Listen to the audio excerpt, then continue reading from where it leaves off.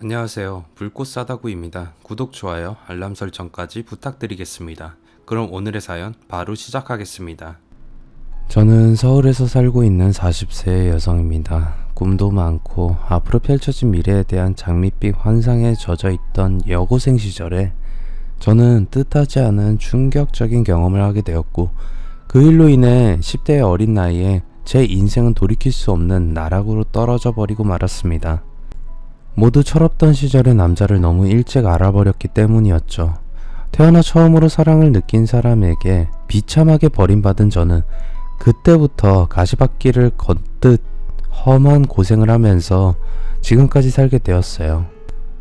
때론 혼자서는 도저히 감당할 수 없는 억울함과 슬픔으로 인해 차라리 죽는 게 편안하겠다는 생각을 수도 없이 했지만, 제가 어쩔 수 없이 살아야만 했던 건 세상 무엇과도 바꿀 수 없는 제 아들이 곁에 있었기 때문입니다.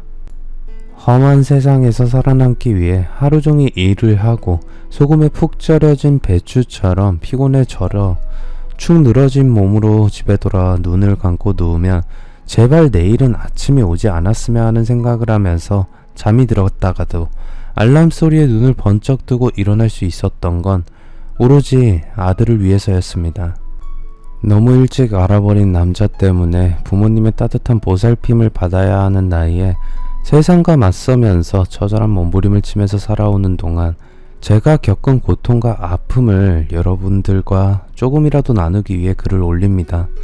저는 아버지가 일찍 돌아가시고 파출부 일을 하는 엄마 밑에서 자랐어요. 아버지는 제가 5살 무렵에 돌아가셨다고 해요. 그때만 해도 지금과는 다르게 택시요금은 현금으로만 내야 해서 현금이 많이 가지고 있는 택시기사들이 강도를 당하는 일이 많았습니다. 아버지도 흉기를 들고 돈을 빼앗으려는 강도에게 맞서다가 칼에 찔려서 비참하게 돌아가셨다고 합니다. 그때부터 엄마는 10년이 넘게 남의 집 일을 해주는 파출부로 일하면서 저를 혼자서 키우셨습니다. 중학생 때까지는 저는 별달리 공부를 해본 적이 없었어요. 철이 일찍 든 아이들은 벌써 나중에 사회에 나가면 뭘 하겠다는 장래희망을 정해놓고 열심히 공부를 했죠. 의사가 되겠다는 친구, 변호사가 되겠다는 친구도 있었어요. 하지만 저는 특별한 장래희망도 없었고, 대학도 어디를 갈지 고등학교에 들어가서 정하면 된다고 생각하고 있었습니다. 그러다 막상 고등학생이 되자 중학생일 때와는 전혀 다르게 압박감이 밀려오기 시작했어요. 지금까지 제게 공부하라는 말을 한마디도 하지 않던 엄마도 정희야, 너도 이제 고등학생이야. 3년 금방 간다. 이제라도 공부를 해서 대학을 준비해야 하지 않겠니? 라고 할 정도였어요. 게다가 제 성적은 아주 바닥은 아니었지만 하위권이어서 엄마도 이제는 슬슬 걱정이 되었던 거죠. 저 역시 이제부터는 정말 공부를 해야겠다고 생각은 하고 있었어요. 그런데 제게는 공부에 집중할 수 없는 결정적인 약점이 있었습니다. 책을 보는 걸 무지하게 싫어했었던 거예요. 책을 보는 걸 싫어하기도 했지만 책을 읽어도 무슨 내용인지 머릿속에 전혀 들어오지 않았어요. 나름대로 몇 번이나 집중해서 읽어도 무슨 말인지 이해가 되지 않았던 거죠. 제 친구들은 그런 게 난독증이라고 했어요. 난독증은 글자를 잘 읽지 못하는 것뿐만 아니라 몇 번을 읽어도 무슨 내용인지 모르는 것도 난독증의 한 종류라고 했어요. 내가 알아보니까 책을 읽고 내용을 이해하는 데 도움이 되도록 지도해주는 독서클럽이 있다고 하더라. 거기 한번 다녀봐. 엄마는 난독증을 겪는 학생들을 위한 독서클럽이 있다고 하면서 그곳에 등록을 해주었어요. 독서클럽은 복지관에서 무료로 운영하고 있었는데 전문적인 독서 지도사 선생님이 계셔서 전 책을 어떻게 읽고 이해해야 하는지 하나씩 배우게 되었어요. 그곳에서 저와 비슷한 고민을 가진 학생들이 여러 명 있었는데 그 중에 고3인 오빠와 친해지게 되었어요. 그 오빠도 저처럼 책을 읽는 데는 어려움이 없었지만 읽어도 내용을 이해하지 못해서 독서클럽에 나오게 되었다고 했어요. 그 오빠는 키도 컸고 얼굴도 아주 잘생겨서 전 금방 그 오빠에게 호감을 느끼게 되었죠. 오빠도 저를 보면 항상 웃으면서 자주 제 옆에 딱 붙어 앉아서 같이 책을 읽곤 했어요. 독서 지도사 선생님도 저희들을 볼 때마다 니들은 꼭 오누이처럼 다정하네 라고 하실 정도였어요. 그렇게 몇 달이 지나면서 오빠와 저는 독서 클럽 모임이 없는 날에도 둘이 따로 만나서 데이트하는 사이가 되었어요. 저희들은 주말이면 근처 공원에서 만나서 같이 산책을 하거나 영화를 보고 분식집에서 김밥이나 떡볶이를 먹으면서 재미있고 즐거운 시간을 보냈어요. 그러면서 저희들은 사랑을 느끼는 연인 사이가 되어버렸습니다. 오빠가 대학생이 된 후에도 저희들의 관계는 계속 이어졌어요. 그러다 뜻하지 않았던 엄청난 일이 생기고 말았어요. 제가 임신을 해버린 겁니다. 2달째 생리가 없고 몸이 피곤하고 잠이 오자 불안해진 저는 인터넷으로 임신 초기 증상과 임신 테스트를 검색해 보았어요. 인터넷으로 찾아본 결과 제가 겪고 있던 현상이 임신이 맞다는 생각이 들었고 전 심장이 뛰고 가슴이 두근거렸어요. 전 며칠을 망설이다가 약국에 가서 임신 테스트기를 샀어요. 저 임신 테스트기 있나요? 제가 고개를 푹 숙이고 기어들어가는 목소리로 말하자 약사는 이상한 듯 제게 물었어요. 네, 근데 본인이 사용할 건가요? 약사가 묻자 저는 화들짝 놀라서 아니라고 했어요. 아니요, 제 언니가 사오라고 시켜서 전 그냥 심부름 왔어요. 아, 그래요? 사용법은 아주 간단해요. 안에 들어있는 설명서 보고 그대로 하면 되니까요. 전 약국을 나올 때까지 큰 죄라도 지은 사람처럼 약사와 눈을 마주치지 못했어요. 다시 며칠을 고민하다 드디어 화장실에서 테스트기를 해봤는데 저의 간절한 바람이 무색하게 임신으로 나왔어요. 제 심장은 터질 듯이 뛰었고 눈앞이 캄캄해지는 느낌이었어요. 이제 고등학교 2학년인데 임신이라니. 전 눈을 감고 말았는데 머릿속에 오빠와의 첫 경험이 생생하게 떠올랐어요. 오빠가 대학에 합격한 날이었어요. 그날 오빠는 기분이 아주 좋아 보였고 대학생이 된 오빠를 보는 저도 덩달아 기분이 좋아졌어요. 정희야, 나 이제 대학생이야. 그러니까 우리 오늘 특별한 추억을 만들자. 무슨 추억을 만들자는 거야? 오빠 설마 아니지? 맞아 정희야. 그동안 널 가지고 싶었지만 많이 참았어. 안돼 오빠, 나 아직 고등학생이란 말이야. 괜찮아, 우리 둘만의 비밀로 하면 되잖아. 전 안된다고 했지만 오빠는 끈질기게 저와 관계를 요구했어요. 자기 부탁을 들어주지 않으면 저를 집에 보내주지 않겠다는 말까지 했습니다. 전 어떻게 해야 할지 고민이 되었는데 제 마음속에도 예전부터 사랑하는 오빠와 관계를 가지고 싶다는 생각이 있었어요. 그러니 제 마음은 흔들렸고 그날 밤에 결국 오빠와 첫 경험을 하게 되었어요. 이제 어떻게든 뒷수습을 해야 하는데 저 혼자서는 어떻게 해야 할지 엄두가 나지 않았어요. 저는 용기를 내서 엄마에게 모든 걸 털어놓았습니다. 뭐? 임신을 했다고? 네가? 엄마는 제 예상대로 놀라서 벌어진 입을 다물지 못하셨어요. 전 엄마 앞에서 조용히 고개만 끄덕였습니다. 엄마는 저를 데리고 산부인과에 가서 진찰을 받게 되었고 저는 임신 7주라는 진단과 함께 태아의 초음파 사진을 받았어요. 최종적으로 확실한 결정이 나오자 엄마는 오히려 담담하고 차분하게 오빠를 만나자고 하셨어요. 애아빠부터 만나보자. 죽이 되든 밥이 되든 어떻게 할 건지 그놈을 만나서 결판을 지어야지. 앞길이 구만리 같은 인생을 제대로 시작하기도 전에 애엄마가 되게 생겼으니 남자라면 그놈이 책임져야지. 저는 오빠에게 연락을 해서 중요하게 할 말이 있으니 만나자고 했어요. 약속 장소인 카페에서 오빠를 본 엄마는 깜짝 놀랐어요. 아니 성철이 네가 우리 정이랑 사귄 거니? 놀라기는 오빠도 마찬가지였어요.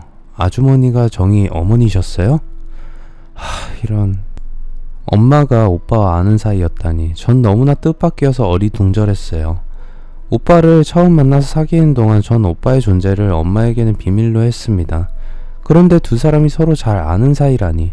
하지만 곧 저희들의 기가 막힌 인연을 알게 되었어요.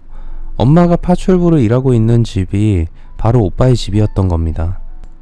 오빠의 집은 대단한 재력가였어요. 오빠의 아버지는 전자제품에 들어가는 부품을 만드는 공장을 운영하고 있었고 오빠의 엄마도 부동산 컨설팅 회사를 운영하면서 대단한 재력을 가지고 있다고 했어요. 게다가 오빠는 그 집안의 외동아들이었으니 오빠의 부모님이 제가 오빠의 아이를 가졌다는 걸 안다면 집안이 발칵 뒤집힐 건 뻔한 일이었죠. 세상에 어떻게 이런 인연이 다 있니. 아이고 이를 어쩌면 좋아. 엄마는 탄식을 늘어놓으셨어요. 3년이 넘게 그 집에서 파출부로 일해와서 오빠 부모님이 어떤 사람들인지 엄마는 잘 알고 있었어요. 만약 그들이 제가 임신한 사실을 알게 되면 부유한 집안에 맞지 않는 저 같은 여자와 오빠를 헤어지게 만들고 제 뱃속에 든 아이도 가만두지 않을 거라고 했어요. 당연히 엄마도 그 집에서 파출부 일을 계속할 수 없는 일이었죠. 오빠도 난감한지 제 시선을 피하면서 말이 없었어요. 그날 밤 저 엄마는 뜬 눈으로 지새웠고 다음날 학교에서 돌아온 제게 엄마는 돈봉투를 내밀었어요. 정희야, 어쩔 수 없다. 모든 걸 잊고 애는 지워버리자. 엄마는 청천벽력 같은 말을 했어요. 머릿속이 복잡했지만 아무 일 없다는 듯 오빠의 집으로 일을 하러 간 엄마를 사모님이 불렀다고 합니다. 성철이한테 전부 들었어요. 설마 그런 일은 없겠지만 뱃속에 든 애를 빌미로 우리 성철이 발목을 잡을 생각은 아예 안 하는 게 좋을 거예요. 아직 어린애들이 서로 어울리다 보니 불장난 한번 했다고 생각하고 애는 지워버리고 잊어버려요. 여기 퇴직금 포함해서 위로금이에요. 넉넉하게 넣었으니까 내일부터는 딸애 낙태시키고 몸조리 하도록 돌봐줘요. 그동안 수고 많았어요. 엄마는 파출부에서 해고당하고 쫓겨났어요. 오빠의 엄마가 준 돈은 이제부터 오빠의 주위에 얼씬거리지 말라는 준엄한 경고장이었죠. 엄마는 더 늦기 전에 하루라도 빨리 애를 지우자고 말했어요. 내가 학교에 가서 사정을 말하고 애를 지우고 계속 학교를 다닐 수 있도록 할 테니까 너는 내가 시키는 대로 해. 싫어, 나 애 낳을 거야. 뭐? 너 지금 애를 낳겠다고 했니? 그래, 어쩌다 원치 않게 임신이 되었지만 그렇다고 애를 지울 순 없어. 내 뱃속에서 자라는 소중한 생명이란 말이야. 아이고 이거사, 네가 세상을 몰라서 이런 철없는 소리를 하는 거야. 여자 혼자 애비 없는 자식 키우는 게 보통 일인 줄 알아? 더구나 너 이제 겨우 18살이야. 네 몸 하나도 책임지기 힘든데 애를 키운다니. 말 같은 소리를 해. 엄마는 제게 낙태를 강요했고 저는 무슨 일이 있어도 제 뱃속에서 자라고 있는 애를 지키겠다고 마음을 먹었어요. 그때는 도대체 무슨 생각으로 엄마에게 맞서면서까지 애를 키우겠다고 우겼는지 지금 생각하면 웃음밖에 나오지 않습니다. 비록 어린 나이였지만 여자는 애를 가지면 자동적으로 모성애라는 것이 발동되는 것 같았어요. 한 달이 넘게 엄마에 맞서서 버티면서 낙태 시기가 지나자 엄마도 이젠 포기하고 애를 낳은 다음에 학교를 졸업할 수 있도록 학교 선생님들과 상의를 하셨어요. 선생님들도 난감해서 장시간 회의를 한 끝에 저를 유급 처리했고 저는 아들을 출산하고 3개월 뒤에 애를 엄마에게 맡기고 학교를 다시 다닐 수 있게 되었습니다. 고등학교를 졸업한 뒤에 저는 대학은 포기할 수밖에 없었고 바로 엄마를 도와서 일을 해야 했어요. 저는 국가기관을 찾아서 미혼모에 대한 양육 지원을 받을 수 있었습니다. 파출부를 그만둔 엄마는 식당에서 일을 하셨고 애를 계속 돌봐줄 수 없는 상황이었죠. 그래서 제가 일을 하러 출근하면서 미혼모를 위한 주간보호센터에 젖먹이 아들을 맡기고 일을 마치고 아들을 데리고 집에 오게 되었습니다. 저는 오빠에게 아들 얼굴이라도 보여주려고 연락을 했지만 오빠는 전화번호를 해지해버렸고 집으로 찾아갔지만 이미 이사를 간 뒤였어요. 전 새삼스럽게 오빠에게 책임지라고 하면서 양육비를 받아낼 욕심으로 찾아갔던 건 아니었어요. 그저 아빠니까 세상에 나온 아들의 얼굴 정도는 알고 있어야 한다는 단순한 생각이었어요. 하지만 그것은 저의 순진한 생각이었고 오빠와 그의 가족들은 저와 아이를 철저하게 외면하고 버렸어요. 저는 매일같이 미혼모 보호센터를 들락거리다 보니 저와 비슷한 아픈 경험을 한 다른 미혼모들을 자주 만나게 되었어요. 그 중에는 저보다 어린 나이에 딸을 낳아서 갈 곳이 없어서 혼자 보호센터에서 지내면서 애를 돌보고 있는 미네라는 미혼모가 있었어요. 미네는 집에서 쫓겨나서 보호센터에서 지내고 있었기에 저와 매일같이 만나게 되었고 서로 친해진 다음에 미네는 제 아들을 같이 돌봐주기도 했어요.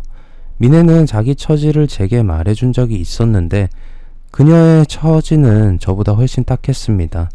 미네의 부모님은 매일같이 부부싸움을 했다고 합니다. 미네 엄마는 일은 하지 않고 매일같이 술만 마셔대는 남편에게 돈을 벌어오라고 잔소리를 했고 미네의 아버지는 생활비를 벌기 위해서 노래방 도우미로 나가는 아내에게 다른 놈들과 놀아나니까 좋으냐고 욕을 하면서 폭력을 쓰기도 했다고 합니다. 그러니 집안에는 늘 고함소리와 욕하는 소리 그리고 아버지에게 맞는 엄마가 우는 소리가 끊이지 않았다고 했어요. 미네는 철이 들면서 집이 싫어졌고 중학생이 되면서 집안에 있는 돈을 훔쳐서 가출을 해서 거리에서 만난 비슷한 처지의 다른 애들과 어울리게 되었다고 합니다. 그러다 돈이 떨어지면 집으로 돌아왔고 아버지와 엄마가 서로 싸우는 게 지긋지긋해지면 다시 돈을 가지고 가출하는 걸 반복하게 되었던 겁니다. 그러다 미네는 거리에서 만난 고등학생과 마음이 맞아서 동거를 하게 되었다고 해요. 그러다 임신을 하게 되었는데 미네가 애를 가졌다는 걸 안 고등학생은 미네를 버리고 도망을 가버렸어요. 혼자서는 두렵고 무서워진 미네는 다시 집으로 돌아갔는데 엄마는 집을 나가버렸고 아버지는 다른 여자와 살고 있었다고 합니다. 아버지는 임신을 해서 돌아온 어린 딸에게 화를 내면서 소리를 질렀다고 합니다. 이년이 미쳤구나. 몸뚱이 함부로 굴리는 건 딱 지혜미를 닮았어. 썩 나가. 난 너같이 막대 먹은 년을 딸로 둔 적 없어. 아버지에게 쫓겨난 미네는 임신한 몸으로 거리에서 노숙을 하다가 복지단체 봉사자에게 발견이 되어서 미혼모 보호센터에서 생활하게 되었다고 해요. 제 아들은 어려운 가정 형편을 아는지 아픈 곳 없이 무럭무럭 자라주었어요. 그런데 아들이 3살이 되어서 말을 배우는데 재미를 붙이고 제법 뛰어다니기 시작할 무렵에 엄마의 건강에 문제가 생기고 말았습니다. 워낙 오랫동안 몸을 쓰는 일을 해왔던 엄마는 간에 약간의 문제가 있었고 당뇨도 있었는데 당장 거동을 하면서 일을 하는 데는 별다른 무리가 없어서 신경도 쓰지 않고 저와 아들을 위해서 일을 쉬지 않으셨어요. 그랬더니 엄마의 당뇨가 심해졌고 급기야 신장에도 문제가 생겨서 병원에 갔더니 의사는 당장 입원해서 치료를 장기간 받아야 한다는 말을 했어요. 당뇨도 문제였지만 신장이 기능을 많이 잃어버려서 주기적으로 투석을 받아야 한다는 겁니다. 엄마는 치료비가 걱정이 되어서 한사코 입원을 하지 않겠다고 버텼지만 저는 엄마를 설득해서 입원을 시켰어요. 엄마, 나를 봐서라도 제발 고집 부리지 말고 입원해. 엄마한테 무슨 일이라도 생기면 나하고 준석이는 누굴 믿고 의지하면서 살겠어. 나도 이제 성인이고 일을 하니까 엄마는 그동안 고생했으니 편히 쉰다 생각하고 입원해서 치료받아. 내가 널 생각하면 마음이 아파서 어떻게 병원에 누워있겠냐. 아휴, 불쌍한 것. 엄마는 입원하던 날 제 손을 잡고 눈물을 보였어요.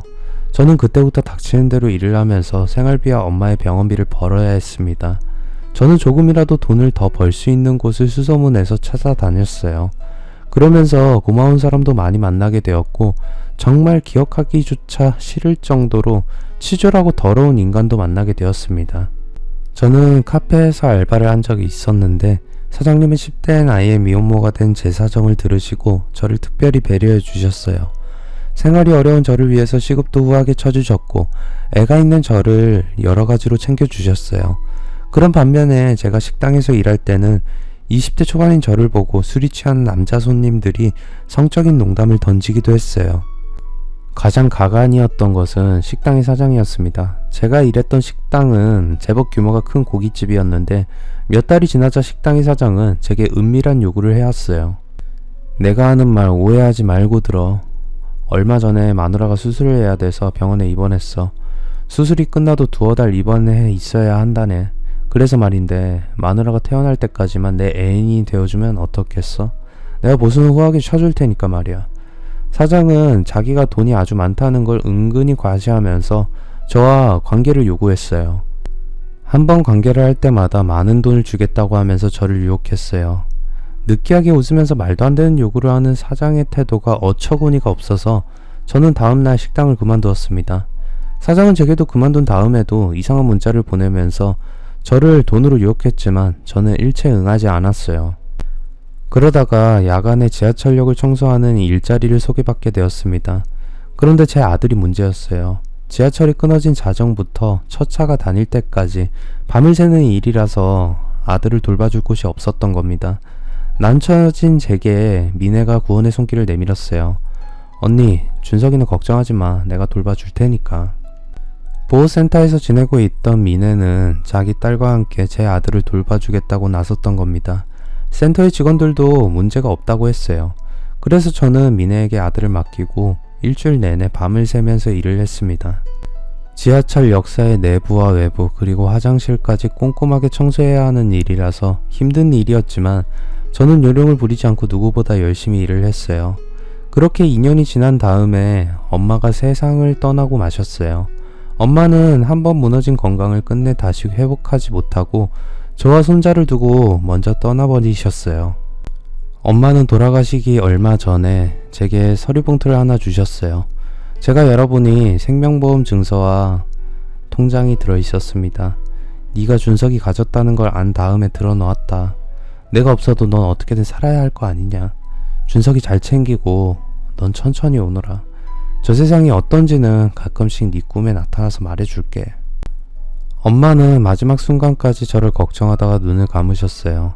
저는 엄마의 사망보험금으로 2억을 받게 되었어요. 이제부터는 정말 저 혼자 세상에 맞서야 했습니다. 하지만 저는 혼자가 아니었어요. 미네가 보호센터를 나와서 독립을 한 겁니다. 저는 막상 독립은 했지만 마땅한 거처가 없었던 미네를 제 집으로 데리고 와서 같이 살았어요. 그러면서 보험금과 제가 모아둔 돈을 합쳐서 작은 카페를 하나 차리기로 결심했습니다. 물론 친동생 같은 미네와 함께였어요. 저희들은 카페를 하기 좋은 자리를 찾아보다가 마침 좋은 조건으로 나온 자리가 있어서 건물주를 만나서 계약을 했습니다. 건물주는 칠순의 노인이었는데 20대인 젊은 저를 만만하게 보고 처음부터 갑질하려고 들었어요. 내 건물에 들어와서 장사하던 사람들은 모두 부자가 돼서 나갔어. 그러니까 너도 여기서 장사하면 틀림없이 부자가 될 거니까 앞으로 나한테 깍듯하게 하고 월세나 모든 돈 문제는 10원 한 장 틀리지 않도록 확실하게 해. 안 그러면 아주 험한 꼴 당하게 될 거야. 건물주 노인은 첫 대면부터 거만한 자세로 반말을 하면서 저에게 겁을 주었어요. 저는 건물주의 아나무인 같은 태도에 계약을 망설이게 되었어요.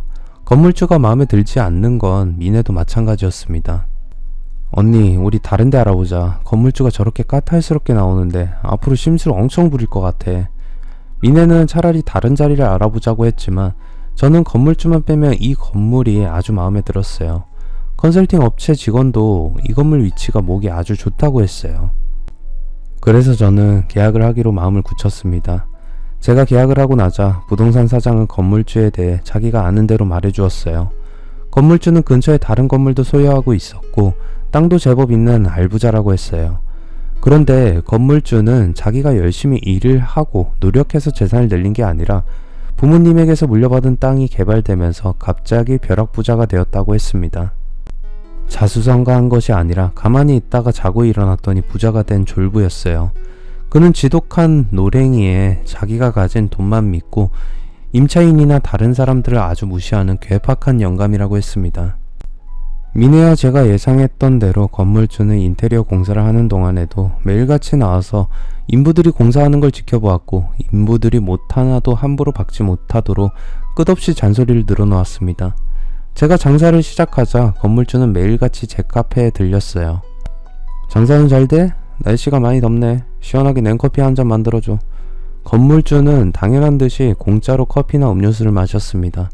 처음에는 기분이 나빴지만 괜히 건물주하고 이런 사소한 일로 감정 상할 필요는 없을 것 같아서 속으로는 화가 났지만 웃으면서 건물주를 대했어요. 5년 정도 지나자 제 카페는 자리를 완전히 잡게 되었어요. 그리고 제 가게 옆에 빵집이 들어오게 되었습니다. 원래 그 자리는 화장품 가게였었는데 그 가게 여주인이 아무 말도 없이 사라져 버렸어요. 40대 화장품 가게 여주인과 저는 서로 붙어 있어서 친하게 지냈어요. 그녀는 늘 아주 짙은 화장을 하고 있었어요. 아무리 화장품 가게 사장이라고 해도 연극 배우보다 더 심하게 화장을 해서 이상하게 생각했는데 나중에 그 이유를 알게 되었어요. 그녀는 얼굴에 있는 상처와 흉터를 감추기 위해서 짙은 화장을 한다고 했어요. 딱 한 번 저는 그녀가 화장을 하기 전 생얼을 봤는데 정말 흉측했습니다.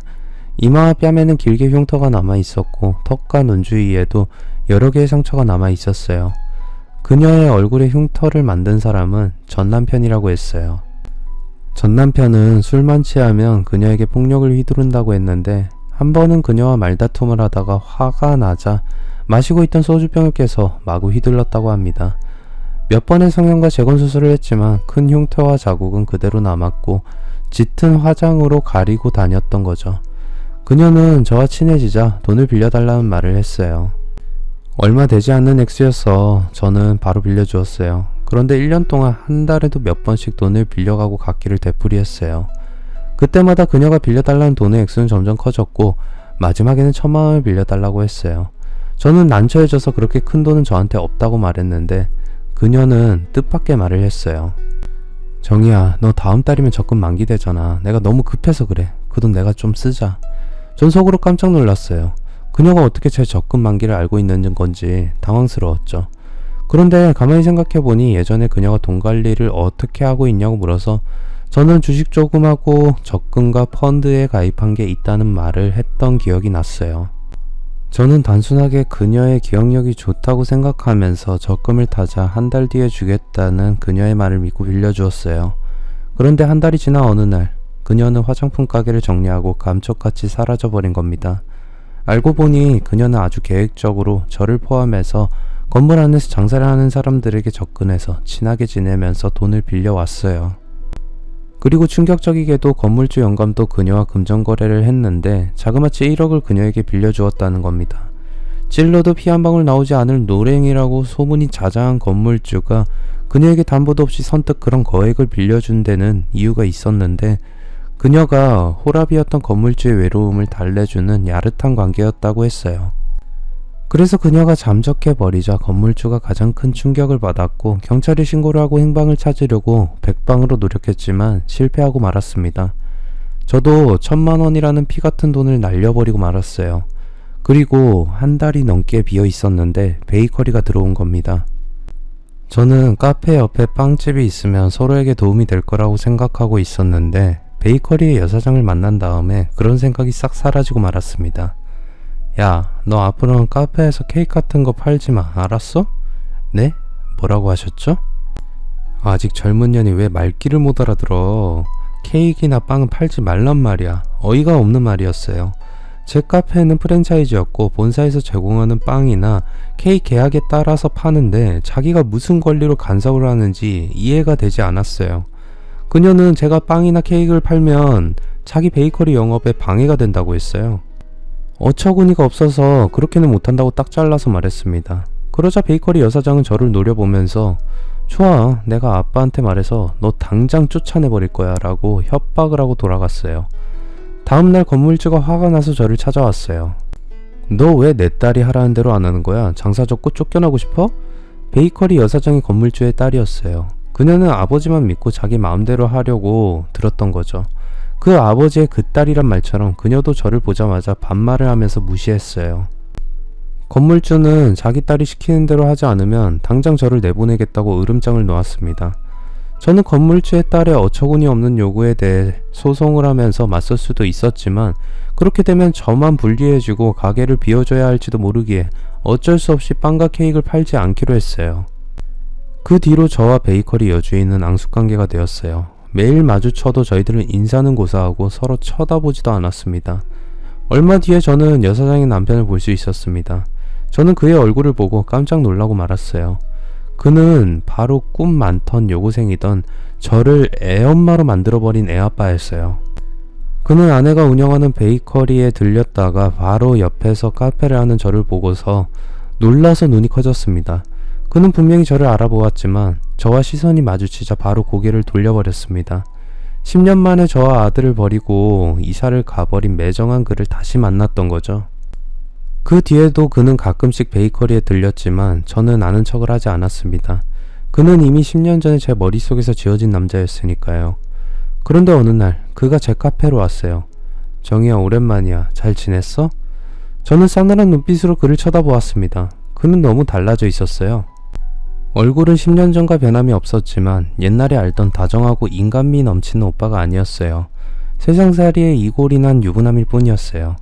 새삼스럽게 안부 인사나 하려고 온 건 아닐 거고 무슨 일이야? 너한테 부탁이 있어서 찾아왔어. 제가 살펴보니 베이커리의 여사장의 모습은 보이지 않고 알바생들만 일하고 있었어요. 아내는 약속이 있어서 잠깐 나갔어. 그는 아내가 베이커리를 비우자 저한테 왔던 겁니다. 그는 먼저 저와 아들을 버리고 도망치듯이 이사를 한 다음에 무슨 일이 있었는지 말해주었습니다. 저를 버린 벌을 받은 건지 얼마 지나지 않아서 순탄하게 흘러가던 그의 아버지의 사업에 심각한 문제가 생겼다고 합니다. 원인은 아버지가 욕심을 부렸기 때문이라고 했죠. 제대로 알아보지도 않고 다른 사업을 벌였다고 해요. 컴퓨터 부품을 만들던 그의 아버지는 사업을 하는 지인이 고철을 수입해서 큰 돈을 벌었다고 하면서 자랑을 늘어놓자 처음에 흘려들었는데 나중엔 욕심이 생겼다고 합니다. 그래서 무턱대고 돈을 투자해서 고철 수입 사업에 뛰어들었는데 그게 말처럼 간단하고 쉬운 일이 아니었다고 하네요. 고철을 중국에서 수입을 해와서 국내 제철소에 팔아야 했는데 수입부터 제철소에 팔기까지 거쳐야 하는 과정이 많았고 까다로웠다고 해요. 엄청난 돈을 투자했지만 정작 허가는 나오지 않았고 시간만 흘러갔고 정상적으로 운영되던 부품 사업에도 차질이 생기게 되었다고 합니다. 결국 그의 아버지가 벌였던 사업은 돈 먹는 하마가 되어버렸고 원래 사업까지 흔들리게 되면서 회사가 부도가 나버렸다고 합니다. 그 충격으로 아버지는 화병이 생겨서 쓰러졌고 얼마 못 가서 세상을 떠나버렸다고 합니다. 좋지 않은 일은 연속적으로 생기는 법인지 그의 엄마도 부동산에 잘못 투자했다가 큰 손해를 보게 되었다고 합니다. 경쟁업자가 흘린 거짓 정보에 속아서 그린벨트로 묶여있는 땅이 곧 개발이 될 거라고 믿고 그의 엄마는 한 방을 노리고 거의 전 재산을 투자했는데 개발은 이루어지지 않았다고 합니다. 개발 정보가 헛소문이란 게 밝혀지자 그의 엄마가 사놓은 땅은 똥값 수준으로 떨어져 버렸고 가진 돈을 모두 잃고 알거지가 될 위기에 몰렸다고 합니다. 그러자 그의 엄마는 평소에 알고 지내던 건물주에게 도움을 청했다고 합니다. 건물주는 엄마의 부탁대로 위기에 빠진 그녀의 부동산 사업이 다시 일어설 수 있도록 도와주었다고 해요. 그것이 인연이 되어서 그도 건물주와 자주 만나게 되었는데 건물주의 딸이 그에게 반해서 결혼하자고 했다는 겁니다. 그런데 저는 약간 이상했어요. 애아빠는 이제 30 초반인데 비해서 건물주의 딸은 40을 넘은 나이였어요. 게다가 그녀는 결코 호감을 주는 인상이 아니었어요. 눈매가 날카롭고 표독스러운 인상에 성격도 거칠고 다혈질이었고 결정적으로 그녀는 초혼이 아니었습니다. 그녀의 전 남편은 결혼 초부터 그녀와 자주 다투다가 다른 여자와 바람을 피웠다고 합니다. 그것 때문에 이혼을 하게 되었고 그래서 그녀는 외도를 하는 남자라면 아주 질색을 한다고 했어요. 10살의 나이 차이를 극복하고 애아빠가 그녀와 결혼한 이유가 무엇인지 저는 알 것 같았습니다. 결국은 돈 때문이었던 겁니다. 자신에게 호감을 가진 그녀를 이용해서 건물주가 가진 재산을 자기 것으로 만들려는 욕심 때문에 애아빠는 앞뒤 재보지도 않고 연상의 그녀와 결혼을 했던 겁니다. 그는 저와 아들에게 미안했다고 하면서 형편이 되는 대로 아내 몰래 양육비를 조금씩 주겠다고 말했어요.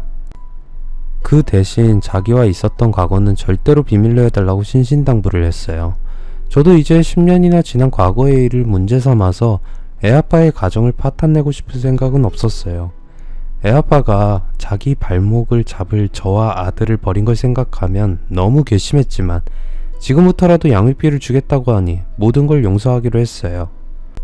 그런데 몇 달 뒤에 건물주와 2년간의 임대계약이 끝나자 건물주는 제게 뜻밖의 말을 했어요.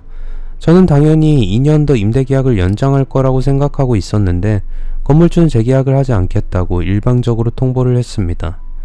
영감님, 재계약을 안 할 거면 미리 말씀해 주셔야 제가 준비를 했을 텐데 갑자기 가게를 비우고 나가라고 하시면 저는 어떻게 해요? 그건 내가 알 바 아니고 일주일 내로 가게 비우고 나가. 정말 기가 막혔습니다. 일주일 만에 가게를 정리하고 나가라니 말이 안 되는 소리였어요. 저는 재계약을 해달라고 했지만 건물주는 냉정하게 거절했어요.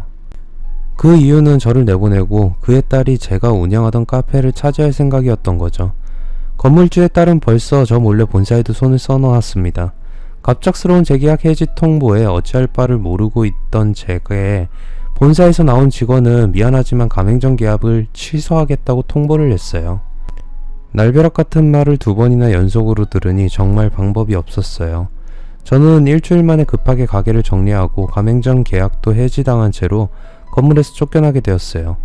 저는 미네를 찾아갔습니다. 미네는 2년 전부터 따로 독립해서 카페를 운영하고 있었어요.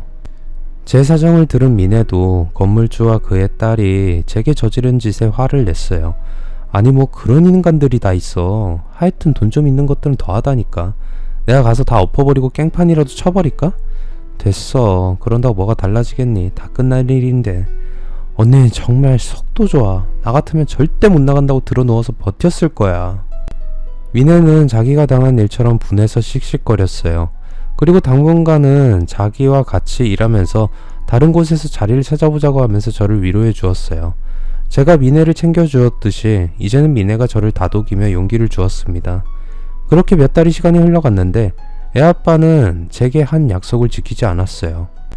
저는 약속대로 비밀을 지켰으니 그에게도 약속대로 매달 양육비를 달라고 했어요. 하지만 그때마다 곧 준다고 말만 하면서 정작 돈을 보내지는 않았어요. 화장실 갈 때와 나올 때 마음이 다른 것처럼 애아빠는 이중적인 태도를 보였어요.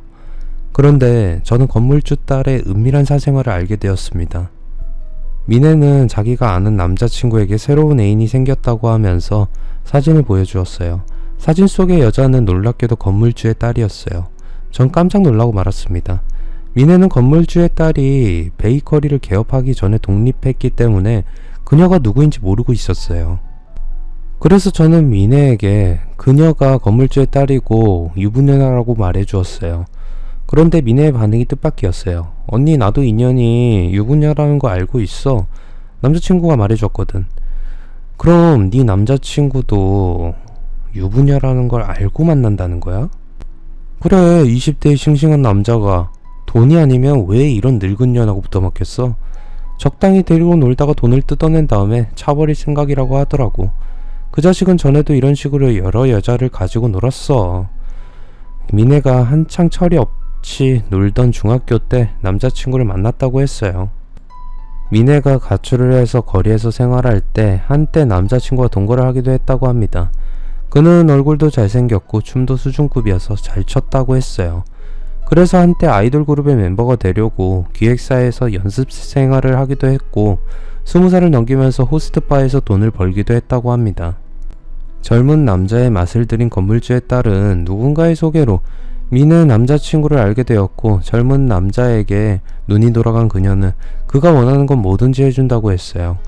저는 이제 약속대로 양육비를 주지 않는 애아빠와 저를 쫓아내고 카페를 차지한 건물주의 딸에게 제가 당한 만큼 확실히 대갚아줄 기회라는 생각이 들었어요. 미네에게 제가 키우고 있는 아들의 아버지가 미네의 남자친구와 바람을 피우고 있는 년의 남편이라는 걸 말해주었습니다. 미네도 그렇다면 두 년놈에게 세상을 어떻게 살아야 하는지 확실하게 참교육을 시켜줄 좋을 기회라고 하면서 제 생각에 동조를 했어요. 미네는 남자친구에게 연락을 해서 건물주 딸년과 관계를 하는 영상과 사진 그리고 서로 주고받은 자극적인 문자들을 받았고 전 그걸 애아빠에게 보여주었습니다. 애아빠는 오히려 저에게 고맙다고 하면서 좋아했어요. 정이야, 정말 고맙다. 나도 어떻게 하면 인연이 가진 돈을 받아내고 관계를 정리할지 고민하고 있었는데 네가 나를 살리는구나. 애아빠는 그년의 불륜을 빌미로 엄청난 위자료를 뜯어내고 이혼할 생각에 신이 나 있었어요. 저는 그를 보면서 속으로 그래, 마음껏 좋아해라. 곧 네가 가진 거 전부 토내야 할 거다. 이 나쁜 자식아 라고 비웃어 주었어요. 그는 곧 건물주의 딸을 상대로 이혼과 위자료 청구 소송을 했고 엄청난 위자료를 받아내게 되었어요. 들리는 소문에 건물주 딸의 불륜 때문에 위자료를 마련하기 위해서 건물을 급히 팔아야 했다고 합니다. 그러자 화가 난 노랭이인 건물주는 딸에게 욕과 함께 손찌검을 하고 부모 자식 관계를 끊어버렸다고 합니다. 그에게는 자식보다 돈이 더 소중했던 거죠. 이제 저는 애아빠를 상대로 지난 10년 동안의 양육비 청구 소송을 제기했어요. 간단하게 계산해서 한 달에 200만원과 이자를 쳐서 2억 5천만원을 청구했어요. 날벼락 같은 거액의 양육비 청구에 놀란 애아빠는 바로 제게 달려와서 1억을 줄 테니 소송을 취하라고 했지만 저는 웃으면서 거절했어요. 소송의 결과는 당연히 제가 이겼고 애아빠는 자기가 받아낸 위자료의 대부분을 제게 토해내야 됐습니다. 저는 그 돈으로 제 카페를 되찾게 되었어요. 세상을 살아가는 데 있어서 사람이라면 지켜야 하는 도리가 있는 법입니다. 다른 사람은 어떻게 되든지 자기 욕심만 채우려고 든다면 그건 사람이 아니라 짐승이라고 생각해요.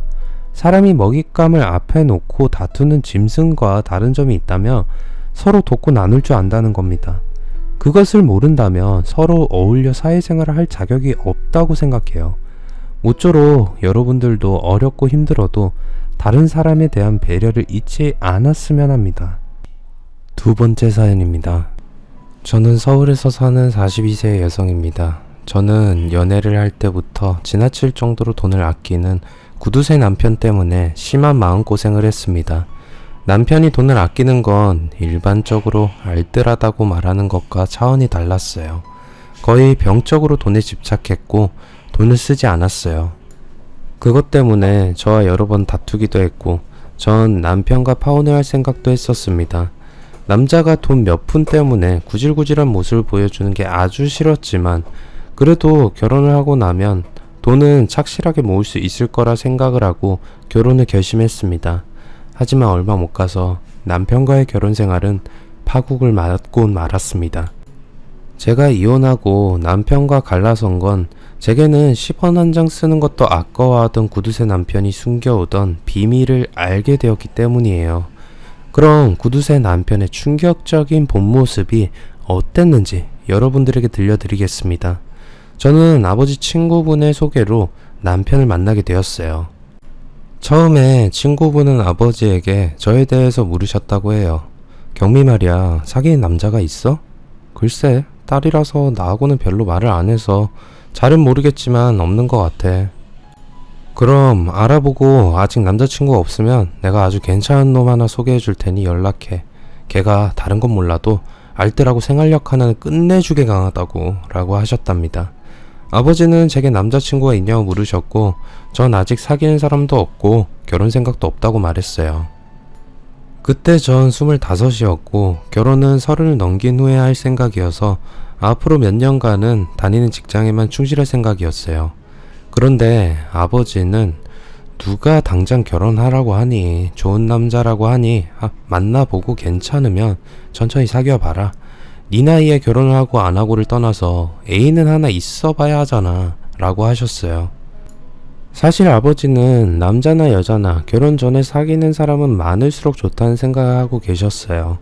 아버지의 경우만 해도 엄마와 결혼하기 전에 여러 명의 여자와 사귀었던 경험이 있었고 엄마도 그걸 알고 있었지만 그런 건 상관없다고 생각했답니다. 아버지는 엄마와 연애를 하기 전에 엄마의 친구와 사귀고 있었다고 합니다. 엄마는 아버지를 혼자서 짝사랑하고 있었지만 아버지가 자기 친구의 애인이니 자신의 속마음을 드러내지 못하고 있었다고 했어요. 그런데 아버지와 사귀던 엄마의 친구에게 다른 애인이 생기면서 아버지와 헤어지게 되었다고 해요. 그러자 기회를 잡은 엄마가 실연을 당한 아버지에게 다가갔고 둘은 사귀게 되었다고 합니다. 그러다 대학을 졸업하기 전에 엄마가 저를 가지게 되었고 엄마는 대학을 졸업한 뒤에 만삭의 몸으로 결혼을 올렸다고 합니다. 그래서 아버지와 엄마는 둘 다 여자가 혼전의 순결을 지켜야 한다는 것에 반대하는 입장이셨어요. 남녀의 인연도 중요하지만 속궁합은 더욱 중요하니 결혼 전에 필수적으로 서로의 성적인 취향을 맞춰봐야 한다는 것이었죠. 물론 그 덕분에 제가 생겼지만 말이에요. 엄마도 연애가는 아버지와 비슷해서 결혼 전에는 무조건 여러 사람 만나보고 사귀고 난 다음에 결혼을 할지 말지 정하는 게 최고야. 몇 번 만나보지도 않고 덜컥 결혼부터 하고 난 다음에 후회하는 것보다는 산전수전 다 겪어보고 난 다음에 결정하는 게 현명한 방법이야 라고 하셨어요. 그래서 저도 부담 없이 남편을 만났어요. 그런데 첫 만남부터 남편은 제게 황당한 경험을 하게 만들었어요. 카페에서 처음 만난 남편은 첫인상이 제 마음에 들었어요. 얼굴도 뛰어난 미남은 아니었지만 인물도 빠지지 않았고 말주변도 좋아서 같이 있는 내내 연예계의 이야기부터 제가 몰랐던 세상 돌아가는 이야기들을 계속 말해줘서 조금도 지루하지 않았어요. 남편과의 첫 만남은 아주 만족스럽다는 생각이 들었어요. 이 정도 남자라면 애인으로 사귀어봐도 좋겠다는 생각을 하고 다음에 만날 약속을 정하고 저희들은 일어섰어요. 그런데 남편은 갑자기 제게 더치페이를 하자고 하는 겁니다. 경미씨, 둘 중에 하나를 선택하세요. 오늘 커피값을 반반 각자 내든가 아니면 다음에 만나면 경미씨가 계산하든지 둘 중에 하나는 선택하세요 라고 했어요. 전 어리둥절했죠. 일반적으로 첫 만남에서 여자한테 커피값을 내라고 하는 남자가 있다는 말을 저는 들어본 적이 없었어요. 전 생각도 못했던 제안이라 무슨 말을 해야 할지 망설였는데 남편이 됐든 그럼 오늘은 제가 낼 테니까 다음에 만나면 경미씨가 사세요 라고 하더니 계산을 했어요. 그리고 저는 다음에 만나면 설마 그걸 기억하고 있겠는가 라고 생각했습니다. 그런데 남편은 그날 자기가 얼마를 냈는지 정확하게 기억하고 있었고, 두 번째 만나자 정확하게 똑같은 메뉴를 주문했고, 당연하다는 듯이 제게 계산하라고 했어요. 전 아버지 친구분이 남편이 생활력이 강한 남자라고 했다는 말이 떠올랐어요.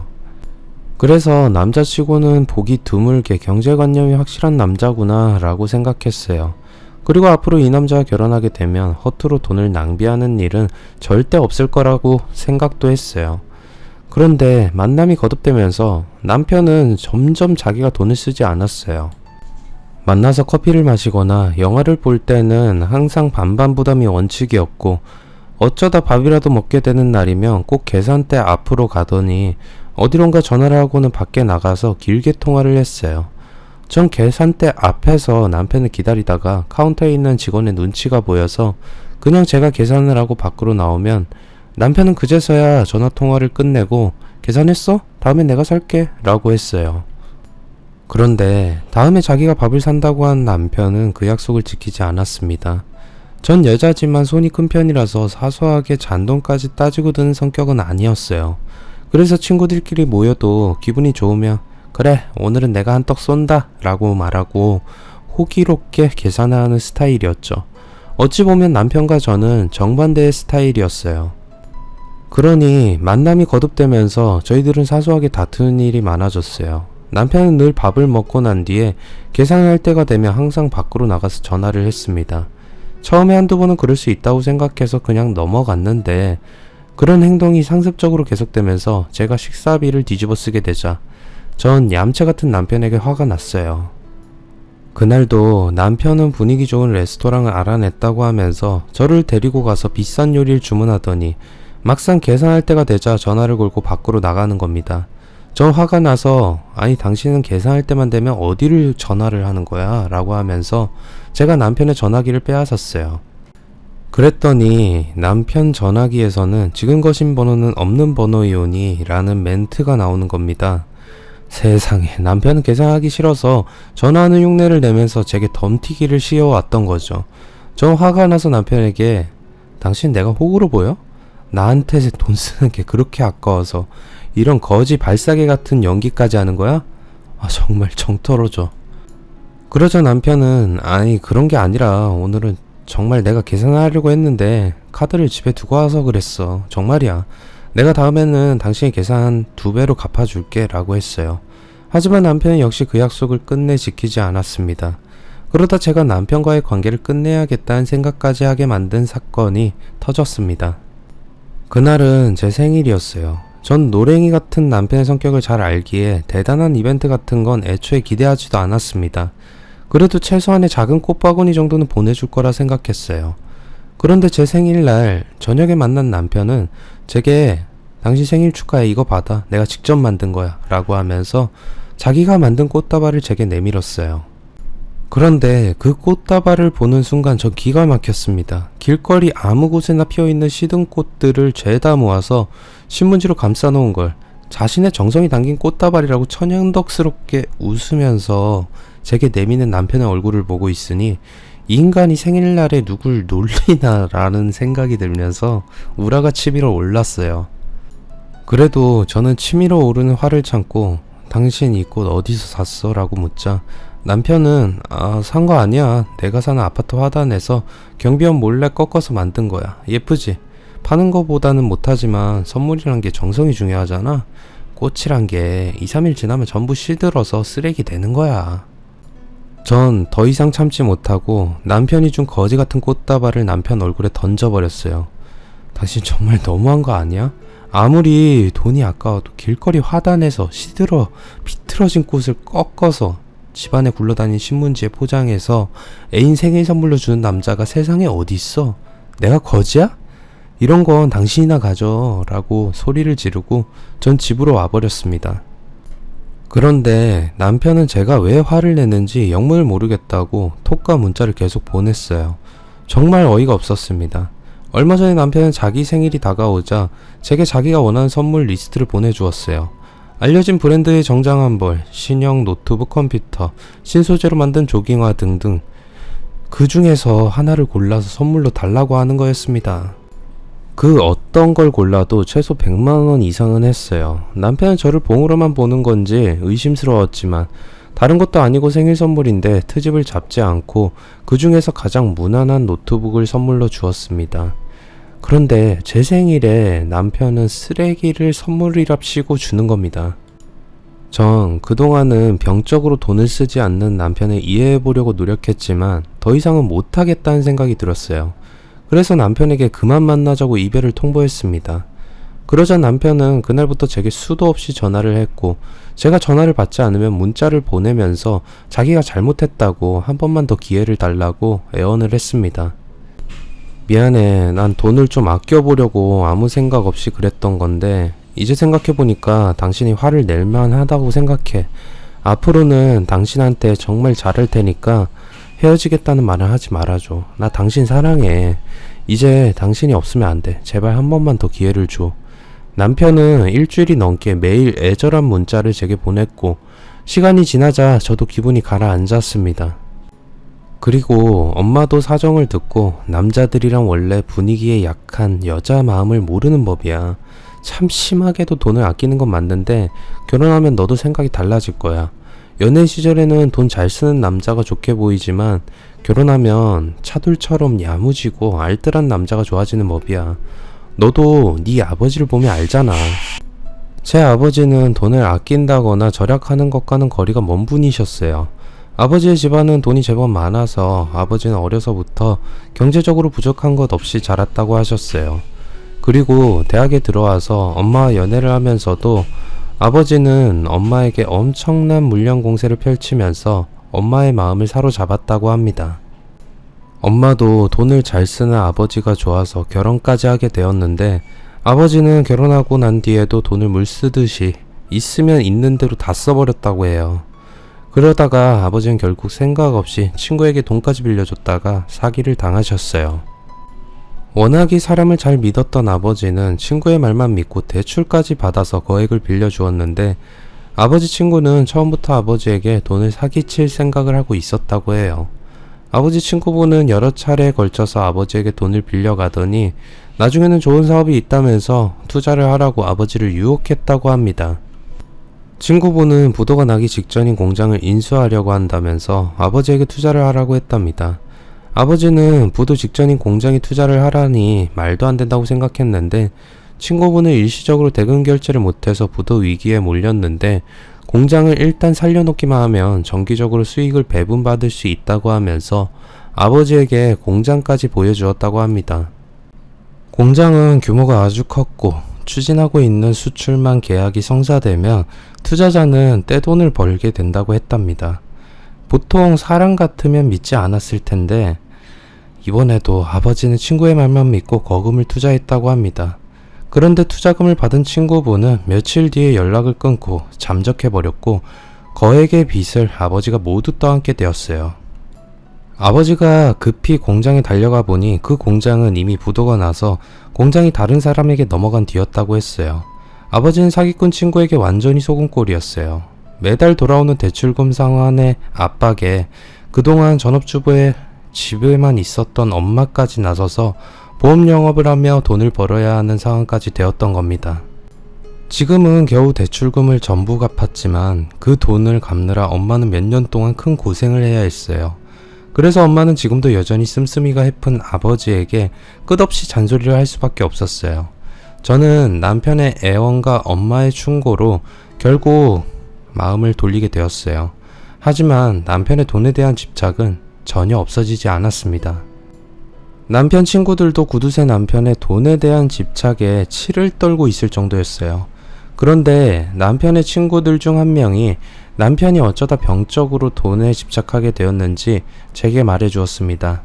남편의 단짝 친구는 어릴 때부터 남편과 한 동네에서 같이 자라서 남편을 누구보다 잘 알고 있다고 했어요.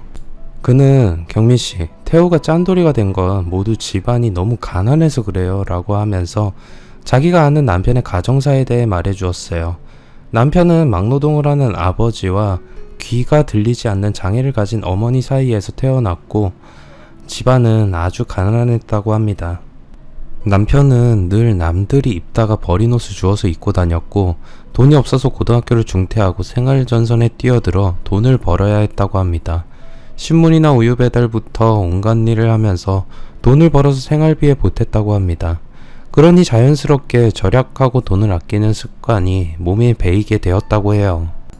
그러다 결정적으로 아버지가 공사판에서 몸을 크게 다치셨다고 합니다. 당장 수술을 해야 하는데 공사 현장의 감독은 자신들의 책임이 아니라고 발뺌을 했고, 남편의 엄마는 친척들과 지인들에게 급히 돈을 융통하려고 했지만 누구도 돈을 빌려주려고 하지 않았답니다. 그래서 결국 수술비가 없어서 치료가 늦어지자 남편의 아버지는 수술 한번 받아보지 못하고 세상을 떠나고 말았다고 합니다. 돈이 없어서 아버지의 죽음을 지켜볼 수밖에 없었던 남편은 돈에 한이 맺혔다고 해요. 그래서 그때부터 거의 병적으로 돈에 집착하게 되었다고 합니다. 마지막으로 남편의 친구는 태호가 심하게 돈을 아끼는 것만 빼면 아주 좋은 놈이에요. 태호가 돈 가지고 경미씨 마음을 상하게 만든다는 거 잘 알아요. 하지만 태호도 아픈 상처가 있어서 저렇게 된 거니 이해해 주셨으면 해요 라고 했습니다. 가만히 생각을 해보니 남편은 지금까지 저를 만나면서 가족들에 대한 이야기를 한 번도 한 적이 없었어요. 물론 저를 자기 집으로 데리고 간 적도 없었죠. 그런데 이제 보니 다 이유가 있었어요. 장애가 있는 홀어머니와 같이 어렵게 사는 가난한 형편을 제게 보여주고 싶지 않았던 겁니다. 아버지의 죽음은 남편에게 잊으려고 해도 잊을 수 없는 흑역사였던 겁니다. 전 돈만 밝히는 쫌생이 남편과 헤어지려고 했던 생각을 접고 이해하기로 마음을 먹었습니다. 그리고 사람에게는 누구나 장점과 단점이 있는 법이고 부부는 서로의 단점을 채워주면서 같이 사는 거라고 생각했습니다. 그래서 남편과 결혼하기로 마음을 먹었습니다. 그때는 몰랐지만 그건 제 인생에 완전히 망가지는 잘못된 선택이었어요. 결혼 준비를 할 때도 남편의 구두쇠 근성은 유감없이 발휘되었어요. 남편은 제게 혼수품 목록을 적어와서 보여주면서 혼수를 고를 때도 자기도 같이 가자고 했어요. 저 혼수는 제가 알아서 준비하겠다고 했지만 남편은 내가 여러 군데 많이 알아봤어. 그러니까 당신 나만 믿어. 이왕이면 싼 값에 좋은 제품 사는 게 좋잖아. 남편은 프로살림꾼처럼 자기가 알아본 것을 바탕으로 혼수를 골랐습니다. 그런데 남편의 선택 기준은 무조건 낮은 가격이었어요. 그러다 보니 이왕이면 좋은 걸로 사려는 저와 다툼이 생겼어요. 당신 싼 게 비지떡이란 말 몰라? 무조건 싸구려만 고르면 어떡해. 세탁기 같은 건 내가 쓸 건데 내 마음에 드는 걸로 해야지. 왜 당신 마음대로 하겠다는 건데?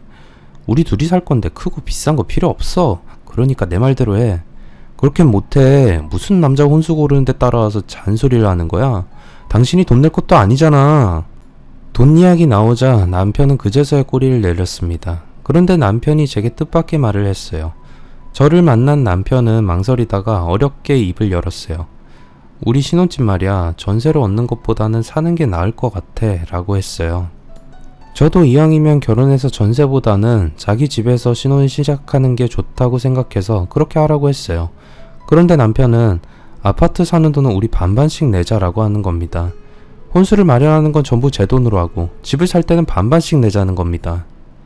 전 신혼집은 당연히 남편이 알아서 마련할 거라고 생각하고 있었기에 어이가 없었습니다. 전 그럴 바에는 차라리 전세로 하자고 했지만 남편은 끝까지 집은 반반씩 내서 마련하자는 생각을 굽히지 않았어요. 그런데 더 충격적인 말을 남편이 했어요. 신혼집으로 아파트를 사게 되면 명의는 자기 앞으로 하겠다는 겁니다. 전 깜짝 놀라서 그게 무슨 말이냐고 물었어요. 반반씩 돈을 내서 아파트를 사면 명의는 당연히 공동으로 해야죠. 그런데 남편은 번거롭게 공동명의를 할 필요까지 없잖아. 부부는 일심동체잖아. 그냥 내 앞으로 하자 라고 했어요. 그래서 저는 그럼 명의는 내 앞으로 해. 그럼 반반씩 내는 거 동의할게. 에이 그래도 내가 가장인데 집은 남자 앞으로 해야지 라고 했어요.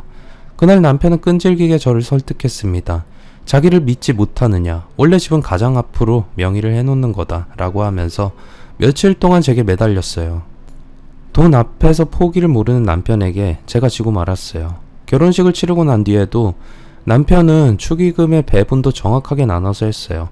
자기가 받은 축의금은 전부 자기가 가져갔고 저희 친정 쪽이나 제 지인들에게서 들어온 축의금은 제가 가지게 되었어요. 일반적으로 축의금은 전부 여자가 맡아서 관리하며 결혼 후 생활비에 보태는 법인데 남편은 돈 앞에서는 10원 한 장도 양보하지 않았어요. 결혼 후에 남편은 생활비도 반반씩 부담하자고 했어요. 그리고 통장은 자기가 관리하겠다고 하는 겁니다. 아무래도 돈을 관리하는 건 내가 당신보다 더 잘하니까 통장은 내가 관리할게 라고 하면서 제가 받는 월급을 전부 자기한테 달라고 했어요. 그러면 절반은 생활비에 보태고 나머지는 저희들이 공동으로 관리하는 통장에 넣어서 저축을 하겠다는 겁니다. 전 돈을 관리하는 건 남편의 전문 분야라는 생각이 들어서 남편의 말대로 하기로 했어요. 보통은 결혼하면 남자는 여자에게 직장 생활을 그만두고 집안 살림에만 신경 쓰라고 하는 법인데 남편은 오히려 제게 앞으로 애가 생길 때까지 당신은 직장 그만둘 생각하지 말고 계속 다녀. 대신에 나도 집안일을 도울 테니까 지금 한 푼이라도 더 벌어야 나중에 여유롭게 살 수 있어. 저 역시 결혼 후에 직장을 그만둘 생각이 전혀 없었어요. 그런데 막상 남편에게 계속 돈을 벌어오라는 말을 들으니 마음 한편에서 서운한 생각이 들기도 했어요. 이 인간은 내가 돈으로만 보이나? 라는 생각이 들었던 겁니다. 그런데 결혼 후 1년이 지나고 저희 아버지가 대박을 터뜨리셨어요. 늘 돈을 아낄 줄 몰라서 엄마에게 잔소리를 듣고 사시던 아버지가 어쩌다 투자한 주식이 완전히 대박을 치게 되었던 거죠. 아버지가 몇 년 동안 조금씩 사서 묻어두었던 주식이 갑자기 엄청나게 폭등하면서 몇 억의 수익을 내셨어요. 그 소식을 듣자 남편은 자기 일처럼 좋아서 날뛰었어요. 처음에 저는 처가에 좋은 일이 생긴 걸 축하해준다고만 생각했는데 그게 아니었어요. 남편에게는 다른 속셈이 있었던 겁니다. 그날부터 남편이 저희 식구를 대하는 태도가 완전히 달라졌어요. 평소에는 처가에 들릴 때도 남편은 빈손으로 가려고 했어요. 그때마다 제 돈으로 작은 선물 세트라도 사서 들고 갔습니다. 제가 어떻게 처가에 빈손으로 갈 생각을 하냐고 하면 남편은 사이도 가족인데 그냥 가면 어때? 라고 대수롭지 않게 말했습니다. 남편은 명절이 되어도 저희 집에 따로 선물을 준비하지 않고 회사에서 나눠주는 참치 선물 세트를 그대로 들고 가기도 했어요. 그러자 처음에는 알뜰한 사이를 뒀다고 좋아하시던 엄마도 표정이 안 좋아지면서 저에게 아끼고 절약하는 것도 좋지만 명절에 처가에 오면서 회사에서 나눠주는 선물을 가지고 오는 경우가 어디 있어. 이건 우리 집안을 우습게 보는 거 아니야? 라고 하시면서 불만을 드러내셨어요. 그러던 남편이 아버지가 주식으로 대박을 친 다음에는 처가에 갈 때마다 최상급 한우 세트며 자연산 송이 세트, 최고급 양주 선물 세트 같이 큰마음 먹지 않으면 함부로 손댈 수 없는 비싼 선물을 직접 챙겨서 가지고 왔어요. 아버지를 만나서도 비굴할 정도로 살살 웃으면서 아버지의 기분을 맞춰주려고 애를 썼어요. 전 남편이 돈이 좀 생긴 장인에게 잘 보이려고 하는 것으로만 생각했는데 얼마 뒤에 남편은 아버지를 만나서 깜짝 놀랄 말을 하는 겁니다. 남편은 아버지가 타는 오래된 자동차를 보더니 장인어른, 이 차 너무 오래된 것 같아요. 제 친구가 자동차 영업을 하는데 제가 괜찮은 차로 한번 알아봐 드리겠습니다. 라고 했어요. 그러자 아버지는 손을 내저으면서 아니야, 그럴 필요 없어. 좀 오래되긴 했어도 앞으로 3년은 문제없이 타고 다닐 수 있어. 아닙니다. 장인어른, 제가 책임지고 알아볼 테니 저한테 맡겨주세요. 남편은 아버지가 괜찮다고 몇 번을 말해도 듣지 않고 친구가 영업사원으로 일하는 대리점으로 아버지를 데리고 가서 요즘 잘나가는 신차를 아버지에게 보여주었어요. 그러자 견물생심이라는 말처럼 아버지도 매끈하게 빠진 신차를 보자 마음이 달라져 욕심이 생기셔서 새 차를 계약하게 되었습니다. 그런데 정말 놀랍게도 남편은 아버지가 타게 될 새 차의 구입 대금을 전부 자기가 내는 겁니다. 저와 아버지는 깜짝 놀라고 말았죠. 아버지는 당연히 차를 사는 대금은 자기가 내는 걸로 생각하고 있었는데 남편이 전부 계산을 해버리니 어안이 벙벙해지셨어요. 저는 남편에게 아니 당신 미쳤어? 당신은 왜 아버지한테 차를 사주는 거야? 당신은 그냥 가만히 있어. 사이가 장인어른 차 한 대 사드리는 게 무슨 대수라고 유난을 떨어? 라고 기가 막힌 말을 하는 겁니다. 저는 남편의 돌변한 태도에 적응이 되지 않았어요. 아버지도 남편의 파격적인 선물에 놀라서 부담을 느끼셨어요. 장서방, 이 차를 내가 받아도 되는지 모르겠네 라고 하셨어요. 그러자 남편은 웃으면서 아닙니다 장인어른, 그동안 변변히 해드린 것도 없고 해서 이번 기회에 선물을 하나 해드리는 겁니다. 앞으로 잘 부탁드립니다. 라고 했어요. 저로서는 아버지가 사위에게 새 차를 선물 받고 좋아하시는 걸 보니 마음은 뿌듯했지만 저 사람이 도대체 왜 저러나 라는 생각을 했어요. 그리고 얼마 지나지 않아서 남편의 속셈을 알게 되었습니다. 어느 날 남편은 제게 심각한 표정으로 여보, 장인어른이 무슨 말씀하지 않으셔? 라고 물으셨어요. 그래서 제가 무슨 말? 아무 말 없으셨는데? 라고 하자 남편은 한숨을 쉬면서 아니, 장인어른 주식 말이야. 큰 돈을 버셨다는데 정말 당신한테는 아무 말도 없었어? 뭐 조금 나눠주시겠다든지 하는 말씀 없으셨냐고. 전 그제서야 남편이 뭘 노리고 지금까지 처가에 선물 공세를 펼쳤는지 알 수 있었습니다. 남편은 어떻게든 아버지의 눈에 들어서 돈을 받아내려고 했는데 아버지는 그런 남편의 마음은 전혀 모르고 가만히 있으니 남편은 애가 탔던 겁니다. 그래서 이제는 저를 통해서 노골적으로 아버지에게 주식을 얻는 수익을 나눠달라는 말을 하라고 했어요. 그러면 그렇지, 구두쇠 남편이 그냥 선심을 쓸 이유가 없었어요. 전 남편의 성화에 못 이겨 친정으로 가서 아버지에게 남편이 뭘 바라는지 말을 했어요. 그러자 엄마가 먼저 참 장서방 그렇게 안 받는데 남자가 돼서 어떻게 처가에 돈이 생겼다고 나눠달라는 소리를 해? 라고 했어요. 아버지는 성격도 급하구나. 가만히 있으면 내가 어련히 알아서 줄 텐데 라고 하시면서 수익의 일부를 남편에게 주셨어요. 그런데 남편은 아버지에게서 돈을 받고도 불만이 가득한 표정이었어요. 장인어른도 너무하시네. 내가 그동안 선물한 게 얼만데 겨우 2억을 주시다니 라고 했어요. 그리고 몇 달 뒤에 저는 남편이 숨기고 있던 충격적인 비밀을 알게 되었어요. 남편에게 다른 여자가 있었던 겁니다. 전 얼마 전부터 남편의 행동이 어딘지 모르게 아주 수상하고 예전과는 다르다는 걸 눈치채게 되었어요. 늘 퇴근을 하면 바로 집으로 와서 집안일을 거들어주던 남편이 몇 달 전부터 야근을 한다면서 집에 오는 시간이 늦어졌어요. 그리고 한 달에 두어 번은 지방으로 출장을 간다고 하면서 며칠씩 집에 들어오지 않았어요. 처음에는 남편이 하는 말을 그대로 믿었는데 꼬리가 길면 밟히듯이 남편의 거짓말을 제가 알게 되었어요. 그날도 남편은 2박 3일로 지방 출장을 간다고 했어요.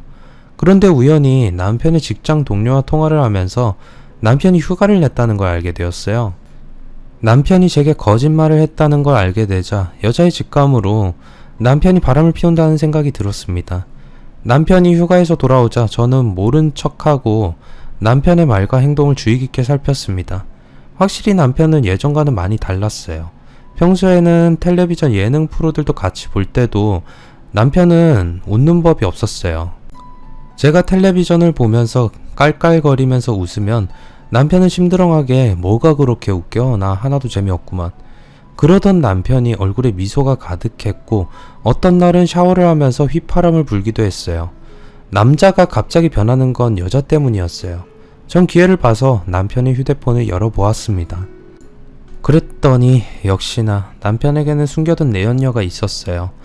남편의 휴대폰 사진첩 안에는 출장을 간다고 거짓말을 하고 휴가를 가서 내연녀와 같이 다정한 포즈를 취하고 찍은 사진들이 여러 장 들어있었어요.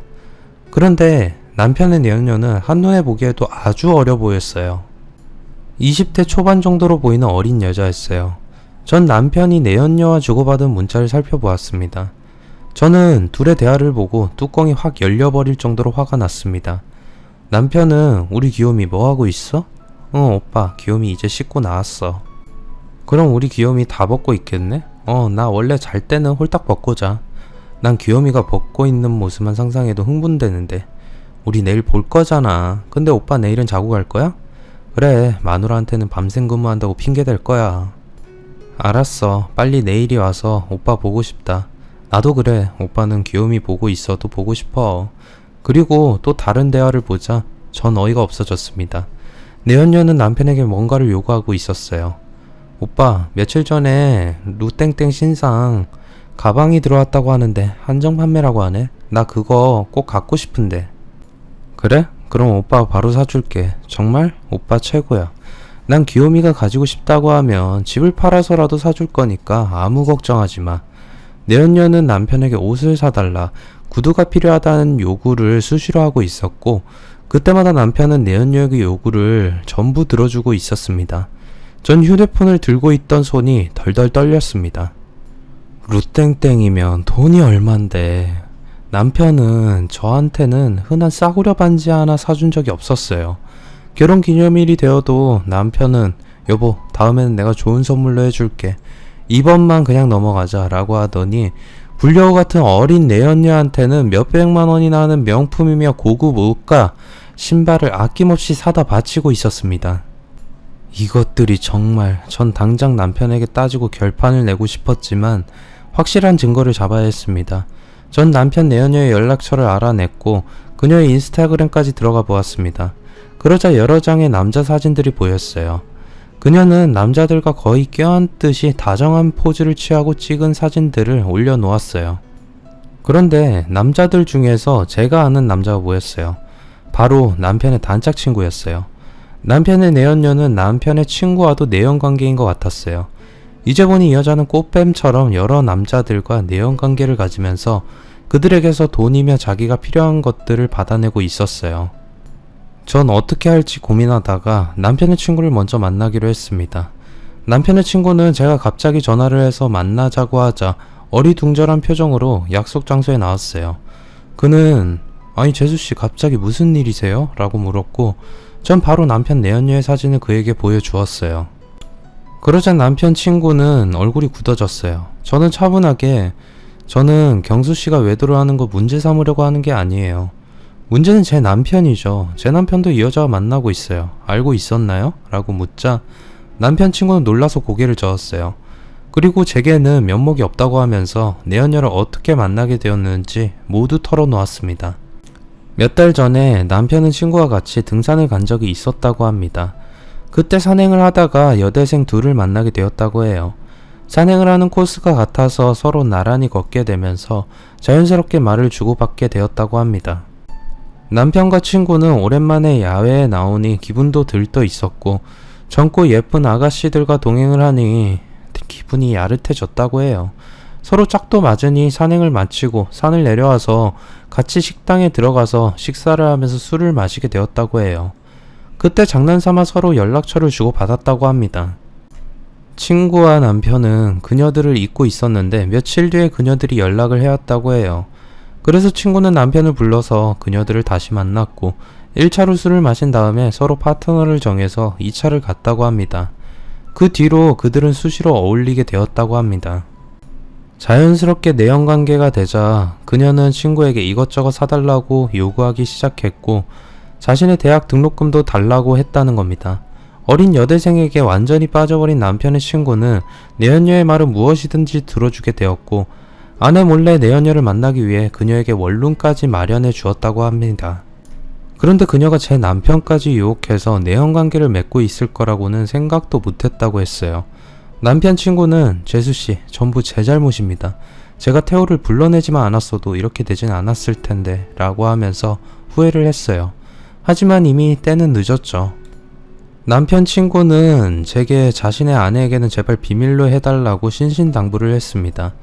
저도 남의 가정사에 괜히 끼어들고 싶은 생각은 없었습니다. 문제는 제 남편의 불륜이지 남편 친구가 무슨 짓을 저질렀든 관심이 없었어요. 그래도 저는 남편 친구에게 가정이 있는 유부남이 이런 말도 안 되는 짓을 한 건 용서받을 수 없는 일이에요. 제가 경수씨 아내에게 말하지 않아도 언젠가는 경수씨가 저지른 짓에 대한 대가는 치러야 할 거예요 라고 말해주었어요. 전 남편 친구를 통해서 내연녀의 원룸을 알아냈어요. 그리고 며칠 뒤에 남편이 야근을 핑계로 내연녀의 원룸에 가는 날, 전 내연녀의 원룸을 찾아갔어요. 제가 초인종을 누르고 아래층에서 왔다고 하자 내연녀는 문을 열어주었어요. 그리고 현관 바로 뒤에 보이는 침대에는 남편이 팬티만 입고 드러누워 있었습니다. 제가 내연녀를 밀쳐버리고 침대로 다가가자 남편은 저를 보고 마치 저승사자라도 본 것처럼 기겁을 해서 스프링이 튕기듯이 벌떡 일어났어요. 전 바로 남편의 눈에서 불똥이 튈 정도로 세게 뺨을 갈겨버렸습니다. 남편은 여보 잘못했어. 내가 이러려고 한 게 아니었는데. 전 구차한 남편의 변명을 듣고 싶지 않아서 그의 뺨을 다시 갈겨버렸습니다. 닥쳐. 네가 나한테 이럴 수가 있어?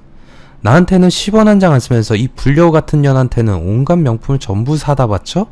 네가 그러고도 인간이야, 이 나쁜 놈아? 저 화가 나서 집안의 물건을 모두 남편에게 던지면서 욕을 퍼부어댔습니다. 내연녀는 직감적으로 제가 자기 내연남의 아내라는 걸 알아채고 도망을 가버렸습니다.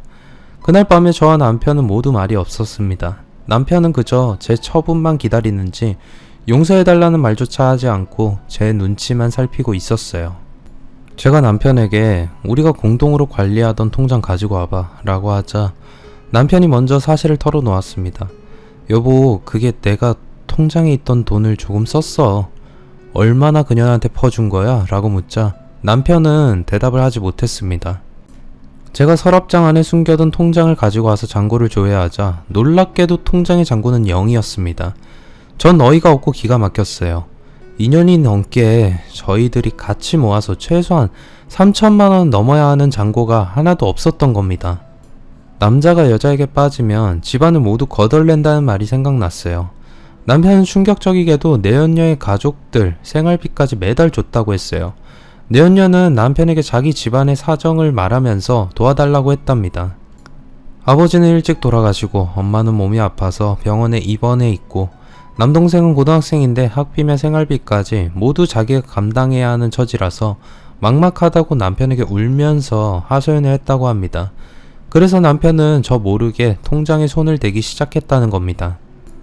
전 그것도 모르고 매달 돈이 쌓여간다고 생각하고 그 낙으로 어렵고 힘들어도 직장생활을 버텨왔는데 저의 희망이 모두 물거품처럼 사라져버린 겁니다. 전 허탈해서 남편에게 소리를 지를 힘조차 없었어요.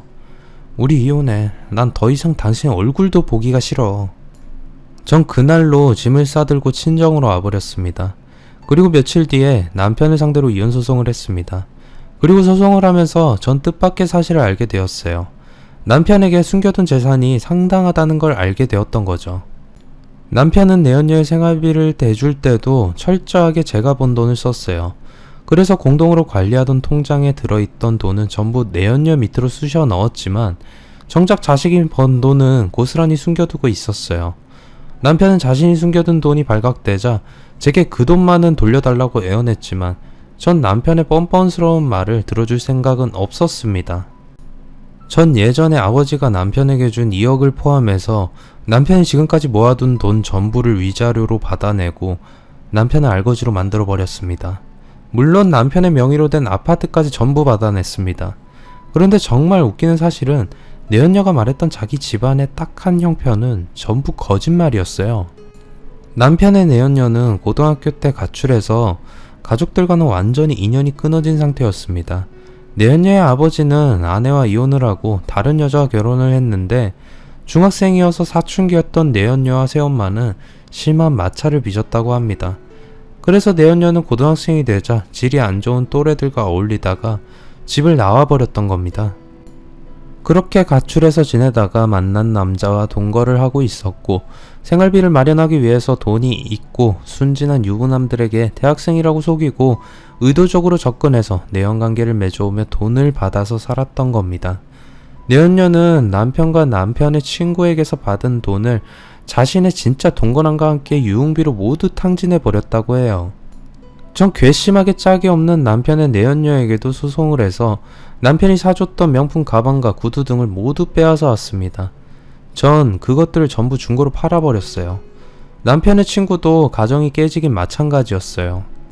제가 의도했던 건 아니었지만 이혼소송 과정에서 남편 친구의 아내도 자기 남편이 제 전 남편의 불륜과 관련되어 있다는 사실을 알게 되었어요.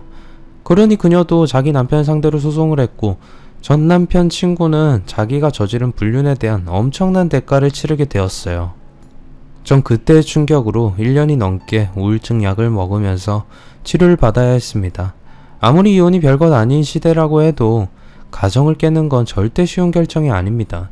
이혼 후에도 이별의 상처는 서로에게 오랫동안 남는 법이에요. 몸에 난 상처는 약을 바르면 되지만 마음에 난 상처를 치료해주는 약은 없습니다. 그저 시간이 흘러서 잊혀지기를 바라는 방법뿐이죠. 지금은 저도 좋은 남자를 만나서 전업주부로 살고 있습니다. 저는 한 번씩 주위에서 배우자의 불륜으로 이혼을 고민하는 사람을 보면 헤어지는 건 쉽지만 이별의 상처는 평생 간다는 걸 생각해야 한다고 말해주곤 합니다.